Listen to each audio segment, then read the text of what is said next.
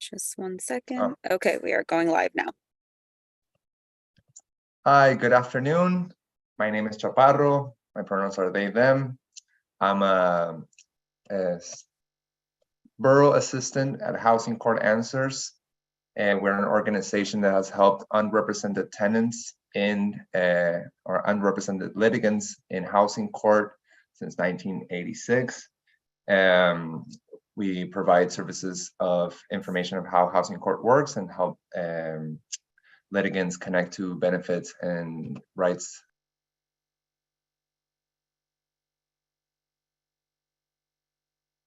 I think we lost Chaparro. So I'll just jump in. Thanks everyone for coming. I'm just going to pass the mic straight to our presenters to jump right into the content. We won't be taking a break today. We'll have a pretty short presentation. Please stay on mute. Please put yourself in the chat. Any question that you have, and we cannot handle any personal question about a personal case. So please reach out otherwise for that. Thank you. Pass it to our presenters. Hi, everyone. Thanks so much for having us here. My name is Aksada Mironova. I use she, her pronouns, and I'm co-presenting with Samuel Stein, who is my colleague at CSS, as well as Jacob Udell, who works for UNHP. I am going to share a short presentation with you all now, so bear with me for just 1 minute.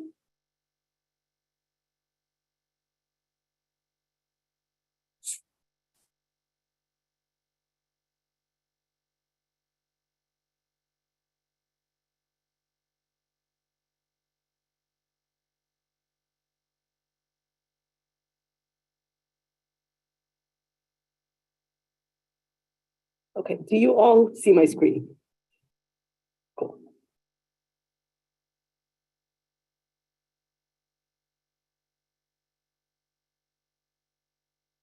Great. So again, thank you so much for being with us today.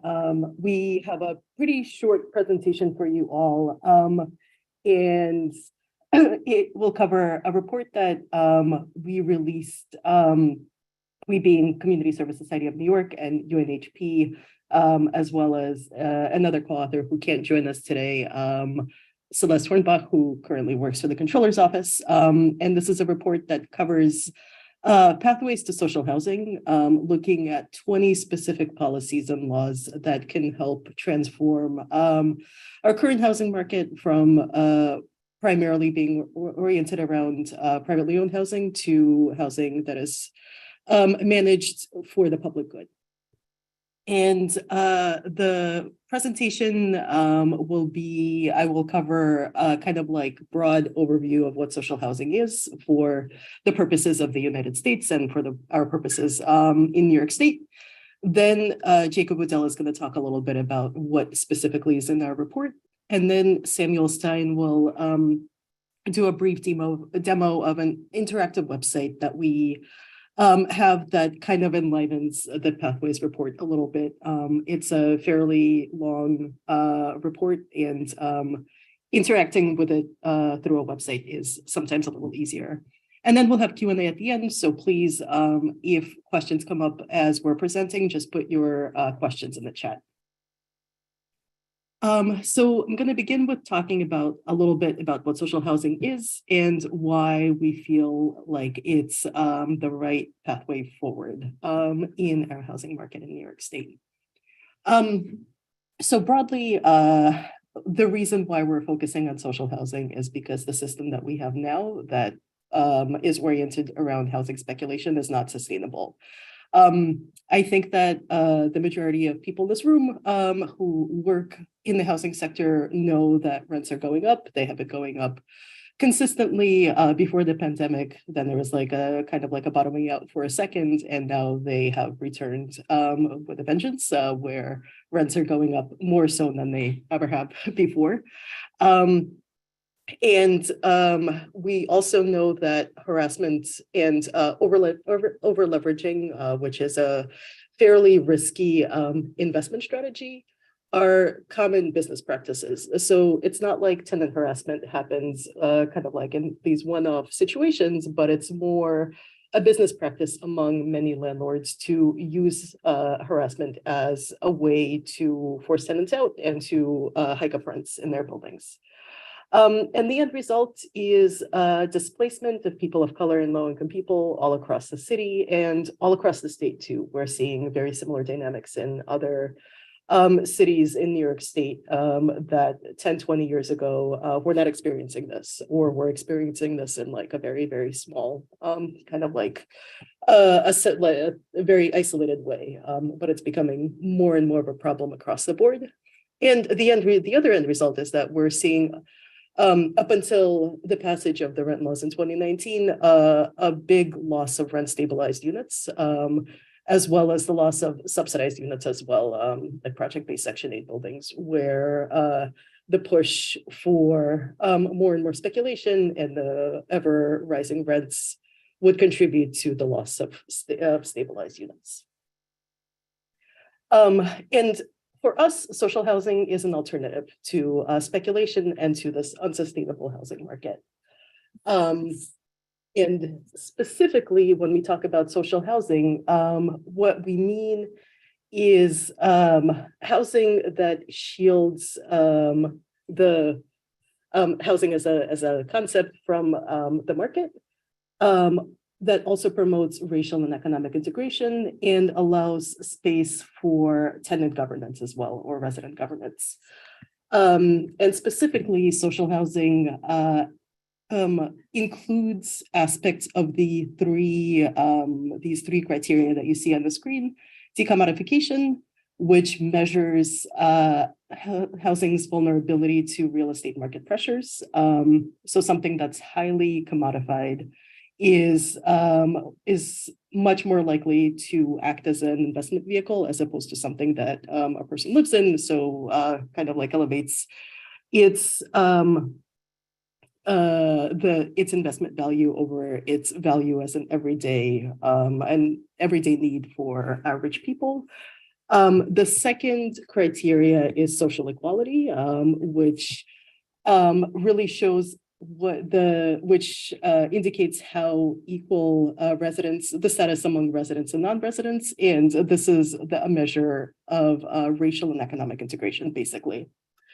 And the third criteria is residential control, and this shows how much control residents have over not just everyday issues within their building or their apartment that they live in, but also its long-term future as well. So does a resident have a say over how a property, what happens to a property in 10 to 20 years? And common forms of social housing in the US are public housing, an extremely important form of social housing, which really, it's the deepest, the most affordable housing that we have, and housing that is most difficult to speculate on, for the most part. Then limited equity co-ops in New York State. This includes Mitchell-Lama cooperatives, as well as cooperatives known as HDFCs, as well as newer community land trusts as well. And to kind of put this on a matrix, what you see here is a measure of those three criteria that we talked about, where the axis on the left measures decommodification. So public housing is all the way on the top, while owner-occupied homes, so single-family homes, are all the way on the bottom. Then the bottom axis shows the housing's social equality, so community land trusts perform much better than market rentals or owner-occupied homes. And then the size of the marker shows the relative level of resident control. So with a market rate rental, you generally have very little control over what happens to the building and to your apartment. Sometimes you don't have control over whether or not you could stay there past the end of your lease term. While in a limited equity co-op, you have much more control. So you have a say over what happens to the building down the line, and what the management company looks like that manages the building, and etc. So that's a quick explanation of what this matrix shows. And the kind of most important part of this is that the measure, like social housing as a concept, is really exists on a spectrum. So things like public housing or limited equity co-ops could be more or less kind of like meet some of the criteria of what described as social housing, but not all of it. And that's okay, because that's kind of the reality of the housing market that we exist in. So that was a brief introduction to the concept of social housing. If you have any more specific questions, please put them in the chat, and we could answer them at the end of the presentation. And I'm now gonna hand it over to Jacob to talk about what specifically is in the report. Great. Yeah, thanks, Oksana, and hi, everyone. It's nice to be here. Thank you for inviting us. My name is Jacob Udell. I work at University Neighborhood Housing Program, or UNHP, in the Northwest Bronx. We're a local organization, yeah, focusing on housing in a lot of different facets. I head up our sort of research and data team, and was a co-author on this report, honorary CSS member for the time that we got for which I felt lucky about. Yeah, so I'm going to talk a little bit about just what's in the report, how we were thinking about it, and then we'll pass it off to Sam Stein, who's going to walk through a demo of the website that we put together to be able to actually navigate the report. So Oksana, can you go to the next slide?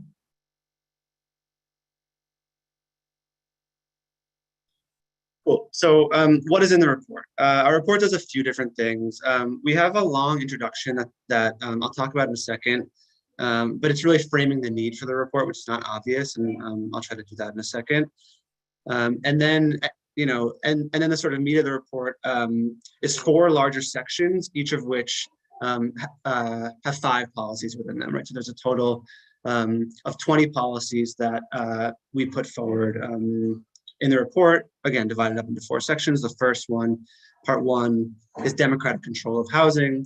Part 2 is financial resources for housing justice. Part 3 is tenant rights and protections.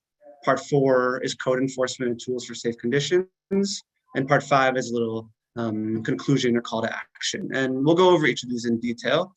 But it's worth saying now that that out of those 20 policies, each policy has its own description, right? A description of what the policy is, plus what we've called an impact section and a connection section, right? The impact section is trying to provide some figures, some sense of scale of what the impact of passing or of enacting rather a certain policy would be, and a connection section trying to relate that policy to other 3 other of the 20 policies that we lay out. Again, we see this project as putting together a lot of things that can all work together to create a sort of like social housing landscape, and there's no one sort of magic bullet. 2 more caveats, and then we'll walk through the intro. Right, the first is that we focus in this report only on the private existing stock of housing. Right, so we're looking at converting existing housing where people live, or that is severely distressed, into social housing. For the purposes of time, again, this is a long report, as anyone who's opened the PDF knows, we left the question of how to do new social housing development to the side. That's a really important question, and one that other reports have talked about, which we can point people to. And the second important caveat is we really tried to focus on social housing in a statewide context, right? So having tools and ideas and thinking that was applicable both for high rent, highly speculative, markets like New York City, and then also highly disinvested places in other parts of the state that have very different market dynamics and different opportunities to intervene in the crisis that our private system of housing creates. You can go to the next slide, Oksana. Okay, so I wanted to spend a little bit of time talking about the introduction, because we do try to do a bunch of things in our introduction. The first, as Oksana described overall, we talk about what social housing is, which I think is really important, right? In terms of those 3 sort of matrices that Oksana mentions, but also in terms of what how social housing is actually operated currently, right? There are lots of existing forms of social housing, from nonprofit rental buildings to limited equity cooperatives to Mitchell-Lamas to public housing. All of that exists, and it is operated in a fundamentally different way in most cases than the private market. And it's important to sort of draw out those distinctions and also learn from them. So that's one part of what we do in the introduction. The second thing we do is we try to build on a history of reports and work and research that has already been done about this topic. In November of 2020, Oksana, Sam, and I and Celeste, the four authors, we actually put together a report early on in the pandemic. It's not that it feels like a million years ago, but it's actually not that long ago, trying to frame the stakes of the moment, right? That and we called our report, as you can see on the slide, corporate windfalls or social housing conversions, right? So it was a moment of real crisis, obviously early in the pandemic. A lot of course, immense economic and health disruption, people unable to pay rent, specifically landlords, and in particular those landlords who were most speculative or had taken on the most financing of their properties and who had bet the most on being able to continue to profit from those properties, were potentially in really bad shape. And we were at a crossroads of continuing profit for the corporate landlord set, or trying to intervene and to carve out a different pathway. So this report, Pathways to Social Housing, is really the second, is really a follow-up to that earlier report. Us trying to spell out what are the concrete policy tools needed to actually move away from the system that seems ever harder for tenants and ever more profitable for landlords, and move towards a system that prioritizes safe, stable, affordable housing with tenants and people in neighborhoods having control over what happens in the homes that they live in. We've also built on a long history, specifically at CSS, of thinking about social housing. So just have two examples on the slide here of older reports about mutual housing associations, about community land trusts. There's a whole lot of information on CSS's website and in other places about the history of all these things, which again really has its roots, most recently at least, in the era of intense disinvestment in the 70s and 80s, and tenants and groups of people who got together to intervene in that. So yeah, this is a long introduction to the introduction, but I think it's worth it to actually describe it in detail. We also sort of in our introduction walk through a bunch of sort of categorization that we do right throughout the report. So for every policy, we try to specify where in which jurisdiction the policy could or should be passed, what the budget implications are of the policy, and also what the process of enacting the policy are. And those are important because, again, in an effort to really ground these things in realities, and to see this report as a tool for tenant organizing groups and coalitions to actually use and to bring to meetings with local or state politicians about how to actually get this stuff done. It was important for us to categorize some of what we were talking about. The final thing, and this is important, is we were hoping in this report to really make connections between the kind of disparate things that we all do within the housing movement, or the tenant movement broadly defined, right? So a lot of you on the call are probably engaged in the day-to-day work of helping tenants, fight back against poor conditions or displacement, and all the other things that are associated with that. We really see that work, which we can call sort of like housing justice work, as really connected to social housing, as part of a larger whole of a vision of again, as Oksana said, how we create an alternative housing system, right? So in particular, there are a lot of connections between housing justice, that former category, and social housing that we want to draw out, right?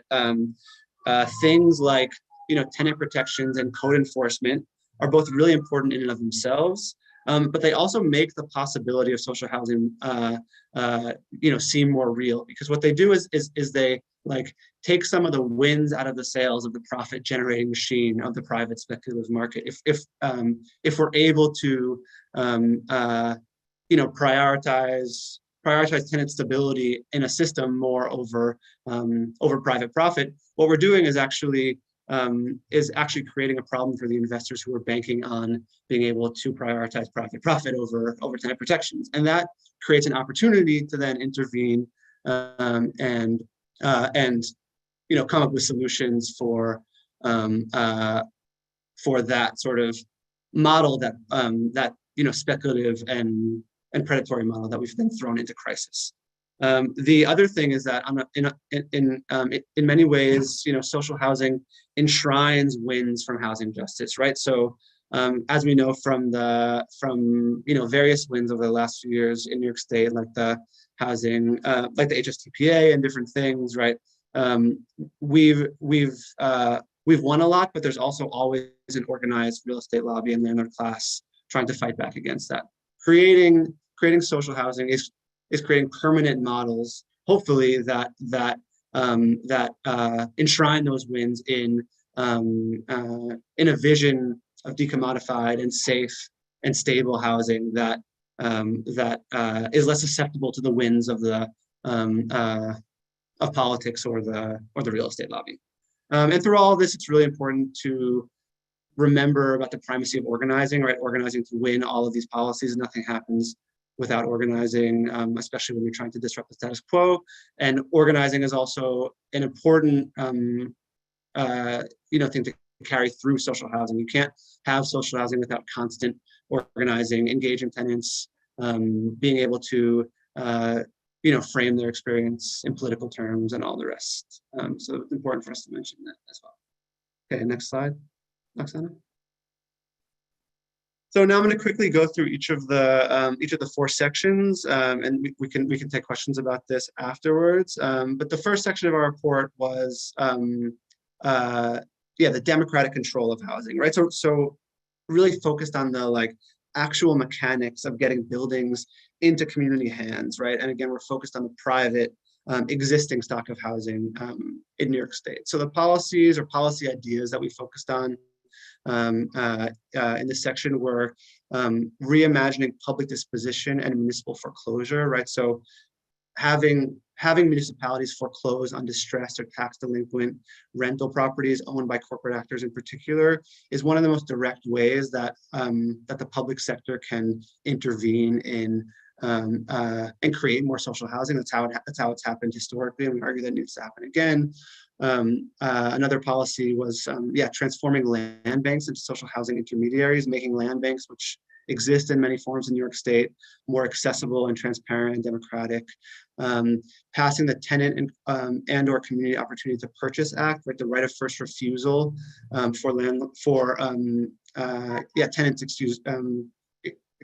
to actually try to buy their building when it's up for sale by a private landlord, which is both an important thing in and of itself and creates enormous organizing leverage. Acquiring distressed debt, again, especially in these over-leveraged or highly financed properties, a lot of where the opportunity to intervene comes is actually having a public agency intervene by buying the debt on the building, foreclosing on the building, and then transferring it into the hands of a social housing owner. And then finally, acquiring and converting hotels and office buildings. This is particularly important in New York City, where we know that office buildings, again, even 3 years into the pandemic, are operating at less than 50% of their of what they were operating at before the pandemic. But the powers that be are dragging their feet and doing everything they can to sort of make sure that we don't use that opportunity to be able to create more housing, and we think we should. Next slide. So the next section is about financial resources for housing justice, right? So the money that we need and the infrastructure that we need to make all of this possible. And it's true that we need a lot of money. It's important to say, and we say this in the report, that there's a lot of money out there. It's just about kind of like redirecting it and putting it towards the things that we think are important. An enormous amount of money goes to subsidizing private affordable housing development. That goes to subsidizing homeowner mortgages and things like that. Those are choices that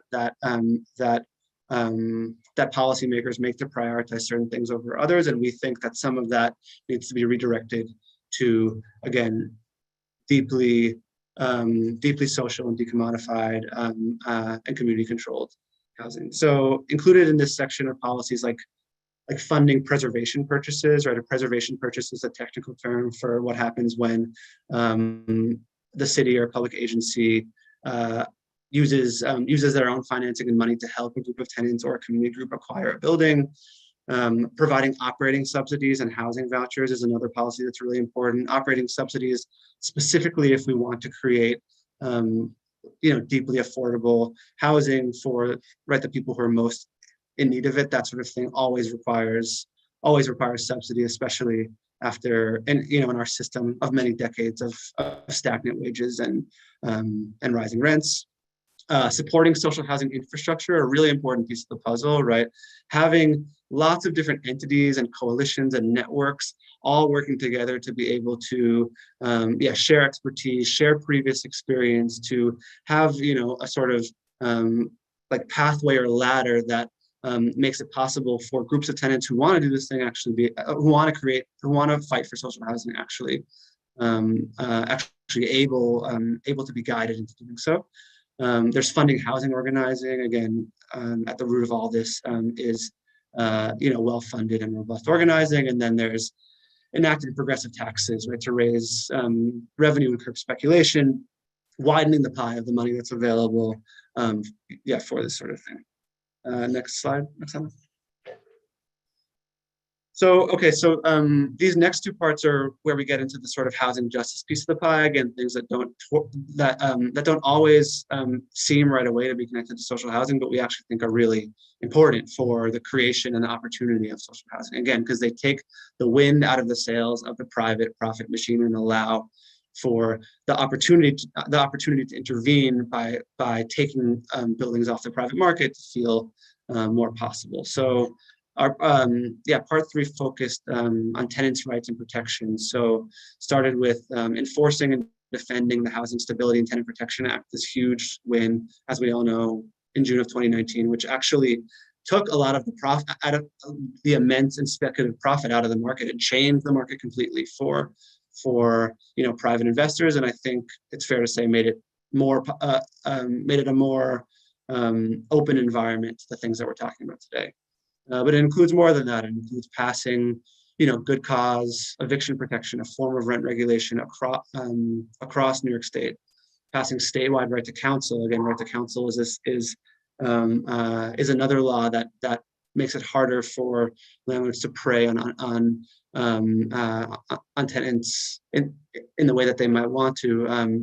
Enact a right to know or open books law. It's really important for us to be able to know how landlords actually operate and actually profit, because almost every time that we want to pass something that is pro-tenant, landlords will plead poverty, basically. And the fact of the matter is that they never had to prove that poverty. They just sort of can say it, and policymakers and politicians believe them. We need that to change. And then our last policy was passing clean hands legislation, which is one of right to counsel's priorities, basically predicating the right to evict a tenant on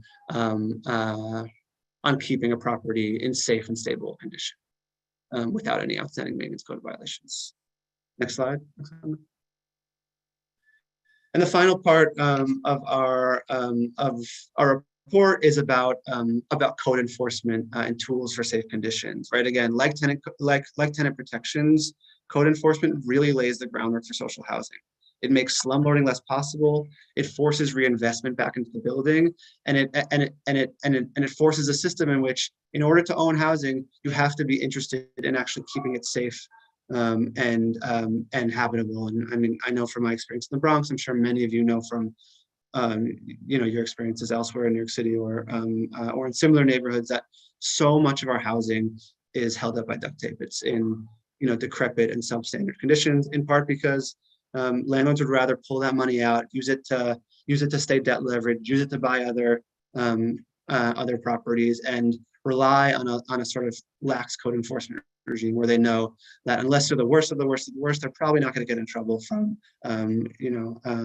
when they don't reinvest in their properties, right? So this section included things like creating statewide housing code standards, expanding proactive enforcement programs, which in New York City are way too small and don't actually address the need of long distressed, chronically distressed properties outside of New York City hardly exists. Collecting civil and financial penalties, right? So actually having real teeth associated with housing code violations hitting landlords where it hurts in their pockets if they don't abide by those standards. Expanding and reforming the 7A administration program. The 7A administration program is a tool to basically temporarily kick out a landlord of a severely distressed building and institute a temporary manager of the building who then has access to funds to be able to rehab a building. It's a really important tool with a very interesting history in New York City, which we can talk more about. And then the last one is allow for rent abatements in housing court. Currently, there's no way for tenants to proactively sue for rent abatements as a result of substandard conditions in housing court, which is a big problem, again, because if you want actual teeth to a lot of this stuff, you have to be able to allow tenants to be able to assert their rights in court in a way that actually that actually scares landlords. And there's actually a law that was passed through the state legislature to do exactly this. It's called the Tenant Dignity and Safe Housing Act. It's currently sitting on Governor Hochul's desk, looking like she's not going to sign it. So an important thing that we hope to fight for after in the coming weeks and months. And has sort of a live consequence right now. Next slide. So to end, we just have a conclusion that includes a lot of information about what to do with all this, how to build from these policies and make these policies possible. And again, it all comes back to organizing, right? So we talk in our conclusion about joining housing organizations and coalitions and getting involved in legislative and policy campaigns, organizing with neighbors, which is the core of the power of the entire tenant and housing movement. And then importantly, right, learning more about the history of social housing. So we list a lot of different examples here. I chose a few of my favorites just to add to this slide, but you can take a look at the conclusion of the report to see all the books and films and reports that we think are crucial reading and watching and thinking about alternatives to the system that we live in today. So I'm going to pass to Sam to give us a little demo of the website that we made to make all this stuff accessible and interesting to sort of. Thanks, Jacob. So as I think Oksana gave us a great summary of what social housing is, and Jacob took us through the report, I'm now going to show you the website that we made to make the report as accessible as possible. Can everybody see the website on my screen? Going up and down? Yeah? Okay, great. So it's a very long report to do, 20 policies justice and to explain their impact, their connections, etc. It took a lot of reading, a lot of text. So we decided that unlike most of our reports, which are usually just sort of printed or static PDFs, we'd also make an interactive website that might be more legible for this particular material. So this is the site. I will put actually, it's hard for me to put it in the chat. Maybe somebody else can put the URL in the chat so folks can take a look at it later on. But it's hosted on the Community Service Society website. And it has all the content that's in the report that Jacob just took us through in a different format. So this is the homepage. And from the homepage, you can simply download and print the report if you want. You can move through the table of contents. You can share it on social media, and you can look at this about page, which explains how the report works and the different iconography we use throughout the report. But on the homepage, we have, through this sort of depiction of city scenes, the 4 big buckets of policies that Jacob took us through and the 20 individual policies. So I will show you a little bit of how this works. I'm going to give the caveat that I found a couple very small errors on the website that we're in the process of correcting. Everything is correct on the PDF, and it will very soon be all correct on the website, but it's pretty close right now. So if we were to click on democratic control of land and housing, we would then see the 5 policies that we talk about within that. If we click on any one of them, we'll zoom in and we'll get a little thumbnail description of what the policy is. And then these icons. These icons tell us, in this case, that reimagining public disposition and municipal foreclosure could be done at the local and state level, that it requires a capital budget, and that it can be done through legislative and administrative means. So for others, you might see judicial means here. For others, you might see a federal logo here, or operating or budget neutral or even revenue positive. So each one tells you in this sort of capsule way how it works. If you click on Learn More, you'll see first the impact section. So describing what this policy would do if it were enacted with a visual and a little bit of text. Then we have a few paragraphs explaining what the proposed policy is and how it would work, ideally in both New York City and upstate. We then have connections. So how does this policy connect to 3 others? So every policy has 3 connections. They're all linkable. So I could move from this policy to transform land banks into social housing intermediaries or support social housing infrastructure. And we don't just sort of tell you what the connections are, we explain how these policies are interconnected here. Then we have the text explaining the impact at the bottom. So from this, you can move to the next policy, and you'll see the same sort of format repeated over and over.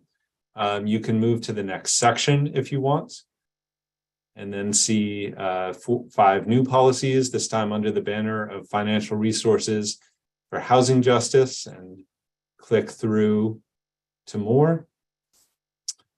And you can make it all the way to the conclusion where we have the kind of call to organize that Jacob was giving us at the end, as well as links to many of those reports, books, and documentaries that we talked about.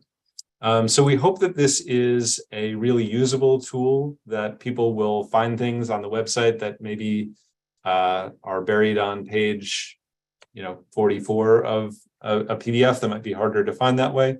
And we hope that it's something that you can share with your organizations and members as well. Okay, I will stop screen sharing now, and we'd love to answer questions. Thank you so much, the presenters. Amazing report, work, information, and presentation too.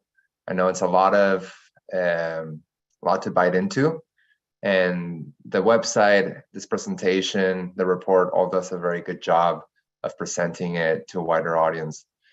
We have one question in the chat so far, and I invite the audience to add questions to the chat. We can read them little by little. And the first one I see, it says, it's from Alexandra Aramini. Aramanino, and says, I see a connection between tenant community opportunity to purchase as relating to the TIL program, TIL. What does your policy do differently?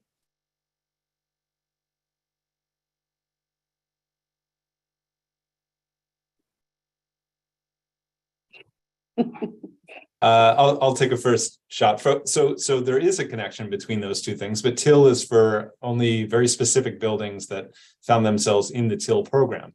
TOPA and COPA, the Tenant and Community Opportunity to Purchase Acts, are written as universal rights, so that any tenant in any building that goes up for sale has the right of first refusal to either buy it and turn it into a limited equity co-op, designate a nonprofit to buy it, or even see if the public housing authority wants to buy it. So it's on the one hand more universal, and on the other hand gives more options to tenants. But it is definitely building off of the legacy of programs like TIL.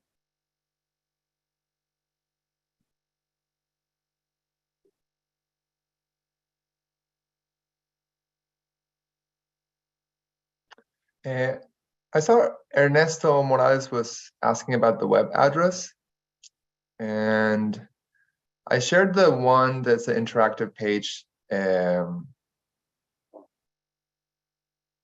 but he says another website. Ernesto, you could elaborate on which website was the one that you're referring that Sam was addressing.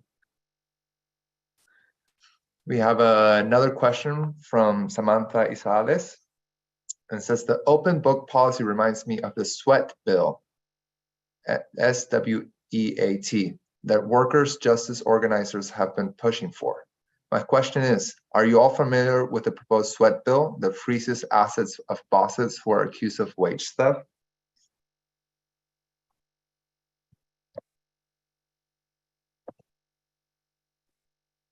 I'm unmuted to say that I am not, but I'm gonna look it up after this presentation.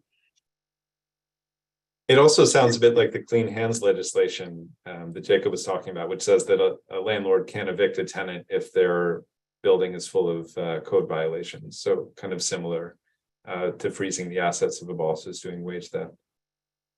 Yeah, I think that's right. I was going to say something similar. I mean, it is a change in perspective of sort of which types of things that aren't allowed,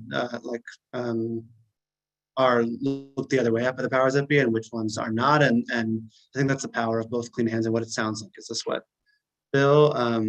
I'm also going to look into that because I haven't heard of it before, but it sounds really cool. Thank you. Yeah, and another policy that we didn't include in this, but we definitely could have, is landlord licensing, which is the idea that landlords should have to, go through a training and learn how to be a landlord and then get licensed. And then if they mess up, potentially lose their license and then not be able to be landlords anymore. Right now, that's pretty common in a lot of businesses, but not the one that deals with where millions of people live. That is landlord licensing. I don't know that, I think there has been a bill in the past. I don't think it's active now, but I was talking with an organizer from Churches United for Fair Housing, and they were saying that they're going to be reviving that push in the coming year.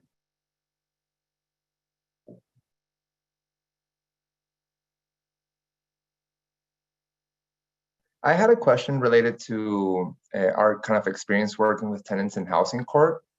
If anybody could elaborate a little bit more as to the limitations that are currently in place to give tenants abatements.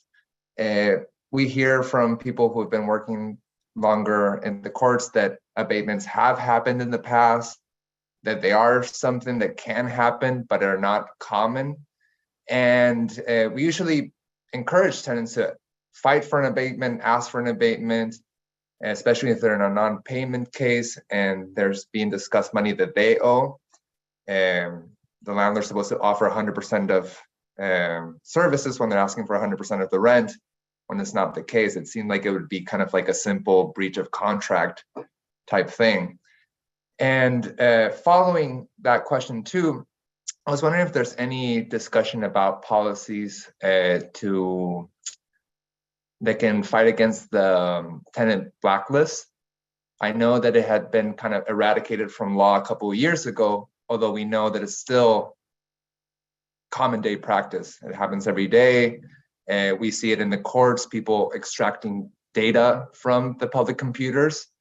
And there have been requests to limit the possible use of those computers, some sort of policy change that could kind of maybe counter this practice that is commonplace. And I just bring this into consideration because most of the tenants that we talk about, where we can possibly discuss a strategy of like withholding rent to enforce code enforcement, or just the idea of being brought to housing court for bogus reasons, as a strategy for harassment, et cetera, we'll put your name on the tenant blacklist.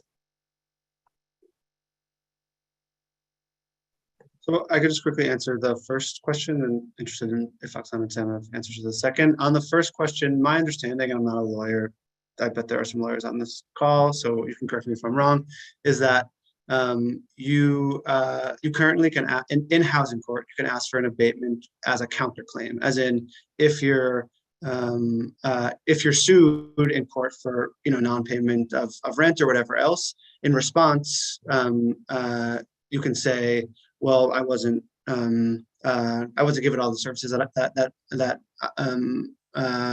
were required, and therefore I should get an abatement. And the other way to get an abatement is to apply for a rent overcharge or something like that through HCR, the state agency. Those are notoriously slow and complicated. They could take multiple years to actually come through. So as it stands now in New York State, again, this is my understanding, is that there's no way for a tenant to start a case for a lack of repairs or harassment or substandard conditions, where the relief sought is a rent abatement. The only relief you can seek currently is basically an order from the judge for the landlord to correct any outstanding issues. And so that is the big difference that the tenant that the Tenant Dignity and Safe Housing Act would provide. It would provide an outlet for tenants to proactively sue on that basis. And again, I think would be a big change according to lawyers that I've spoken to in terms of what is possible to do as a single tenant or tenants in housing court. On the tenant blacklisting thing, does Oksana or Sam, do you have ideas? Yeah, so yeah, like you said, tenant blacklisting was technically outlawed in under the HSDPA in 2019, but it's just the problem is that because the data exists and because there are companies that make a ton of money off of publishing that data, anything legal is really going to come short because someone will find a way to get that information to landlords, even if the computer, if those computers in courts are not available anymore. So there's really, I don't know if anyone is organizing around this now, but one way to go about it is to make housing histories or involvement with housing court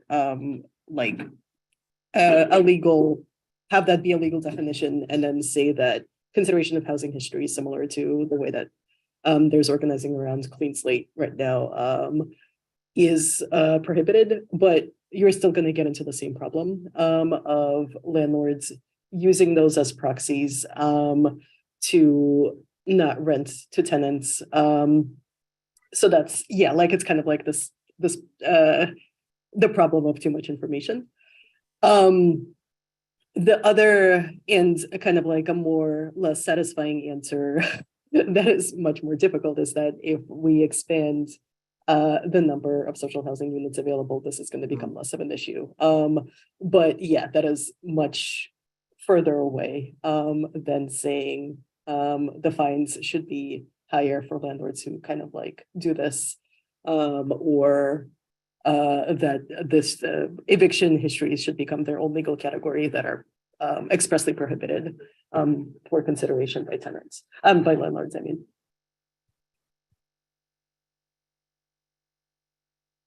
A couple more questions here on the chat.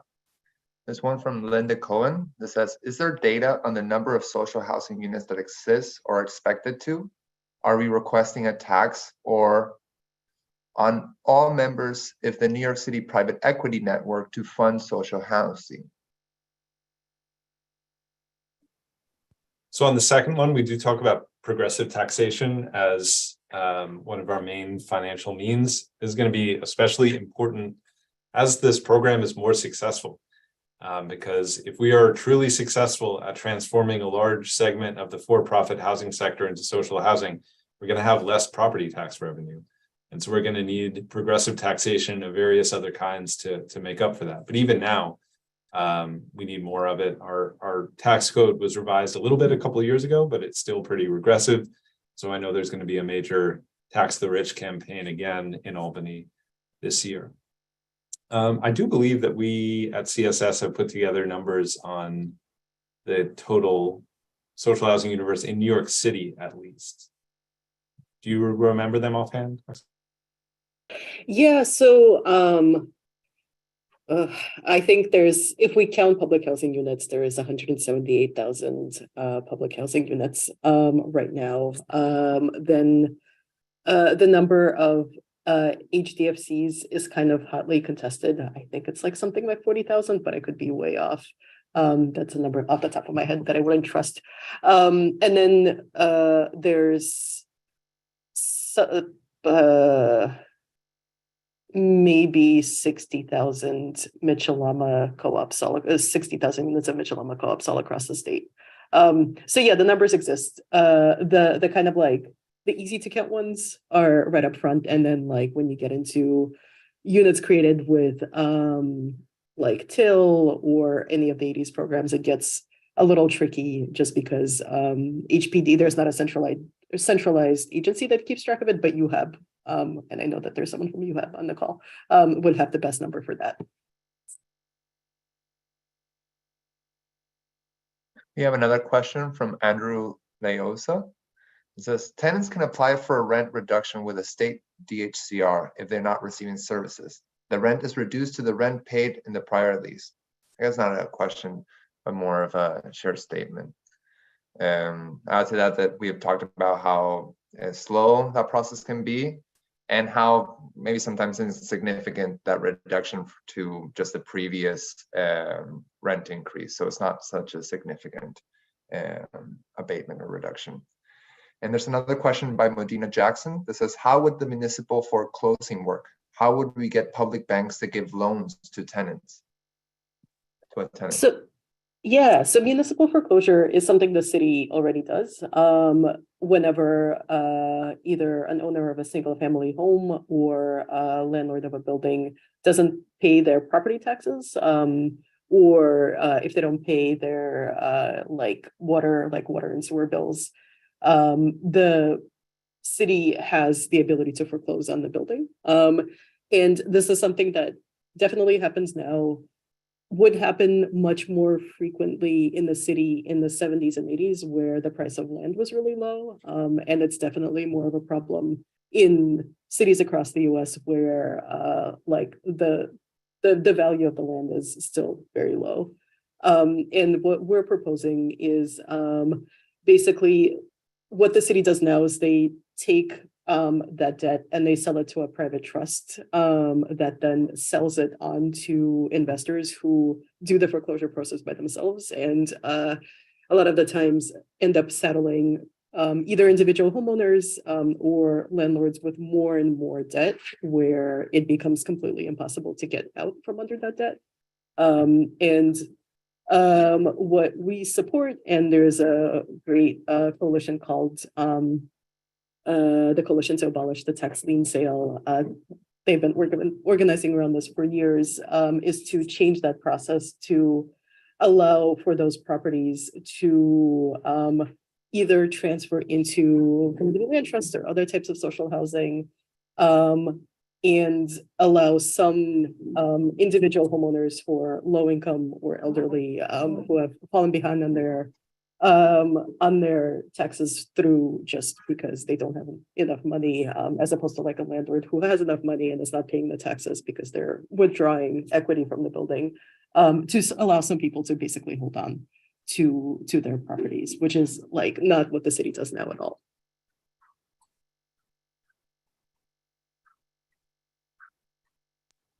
And then just quickly on the question of the financing of it, you know, how would we get public banks to give loans to tenants? I mean, I wonder if you're thinking about the public bank campaign also, but it's worth saying that a lot of affordable housing, including housing that was foreclosed on, then transferred to a group of tenants, and then rehabbed and turned into a limited equity cooperative or a different type of model. In the past, let's say the past 40, 50 years,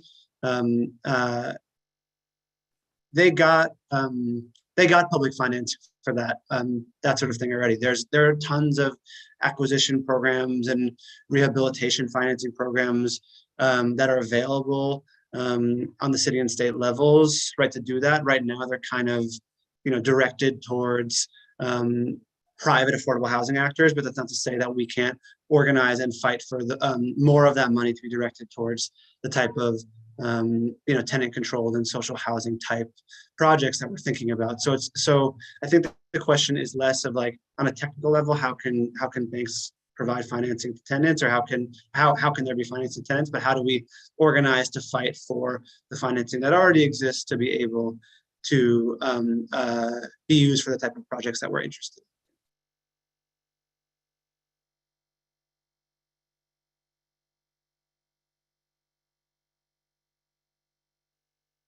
Hey, you're on mute. And I just wanted to say that we have a couple more questions on the chat, and that might be the last questions that we have time for today. And Alexandra Armanino asked, can you speak of any politicians who are in support or currently backing or co-creating these policies with CSS? Sure, I can get started. I know I'll forget some people, and so I apologize for that, and maybe my co-authors can help out. But a lot of these are bills that have sponsors right now. So, for example, the Tenant Opportunity to Purchase Act is sponsored in the Assembly by Marcelo Montañez and in the Senate by Zelnor Myrie. The city version, COPA, is sponsored by Carlina Rivera.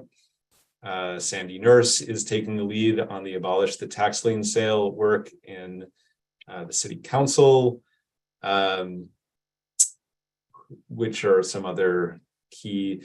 I mean, the good thing is, like, I see John from Emily Gallagher's office is here. So Emily Gallagher is supporting a lot of this work as well. Yeah, there he is. So we do have a lot of electeds who are really open to these ideas, who are championing pieces of them. I think some of the work we're trying to do is to pull that together into a coherent, it could be a package, or just like helping people understand how some of the laws around, for example, tenants' rights and code enforcement really do reinforce some of the maybe more visionary seeming stuff around taking control of land and housing. It's all of a piece. I saw there was also a question about HABP, so I'll answer that at the same time. That's a bill sponsored by Brian Kavanaugh in the Senate, Steve Simberwitz in the Assembly, soon to be somebody else in the Assembly. It is a state level housing voucher similar to Section 8. And we talk about this in the report as one of the pathways to social housing. People don't usually think about vouchers as social housing. In fact, they think about it as propping up private landlords, which is often how vouchers work right now. But the voucher is agnostic. It doesn't care where it goes. And we could be putting these vouchers into social housing in order to use them basically as an operating subsidy to make them more deeply affordable. So that bill has been around for a couple of years. I think we got close to getting it in the budget last year, and we're pushing really hard for it to get funded in this year. The governor, we're told there's a 0 to 50% chance that she'll include it in her budget. Mathematically, that makes no sense. If 0 is one of the options, then it doesn't mean a lot. But I think that was said with good intentions, and we hope that it's going to be working. We'll be pushing for it in the coming year.